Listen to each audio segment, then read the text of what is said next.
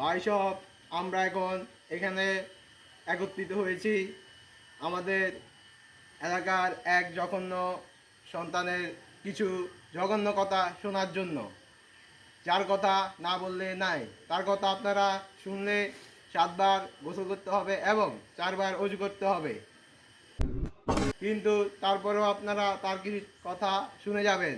তার নাম হচ্ছে মোহাম্মদ রবিউল হোসেন রিপন। ভাই হাততালি হাততালি। ভাইরা আমার, আপনারা আজকে এখানে উপস্থিত হয়েছেন, আমি খুবই খুশি হয়েছি। তবে এর চেয়ে বেশি দুঃখ পেয়েছি। আমি জানি যে এখানে আপনারা যতজন উপস্থিত আছেন বেশিরভাগই আপনারা হয়তো বা বিরিয়ানির আশায় এসেছেন। আচ্ছা, অসুবিধা নাই ভাইরা। আপনারা তো জানেন এই নির্বাচনে আমার মার্কা হচ্ছে বাঁশ।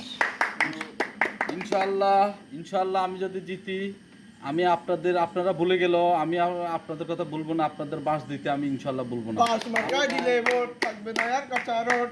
হ্যাঁ, আমি যদি ইনশাআল্লাহ বাঁশ মার্কা যদি আমি জয়যুক্ত হই, ইনশাআল্লাহ আপনাদেরকে ধরে ধরে যেখানে পাবো আমি সেইখানে বাঁশ দিব।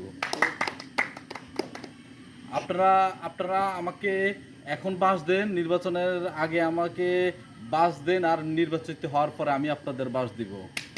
আপনাদের যাদের ফাঁকা দালান আছে আমি ভেঙে তাদেরকে বাঁশ দিয়ে নতুন করে ঘর বানিয়ে দিব।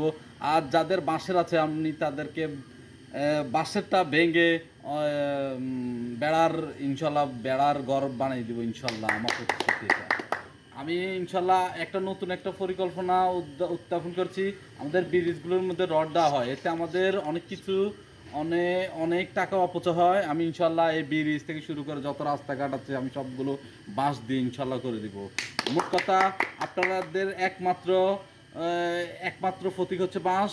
আমি ইনশাল্লাহ যদি জয়যুক্ত হই আপনাদেরকে বাঁশ দিতেও বলবো না, আপনারা এখন আমাকে বাঁশ দিয়ে দেওয়ার সময় বলবেন না। ইনশাল্লাহ দেখা হবে নির্বাচনের পর।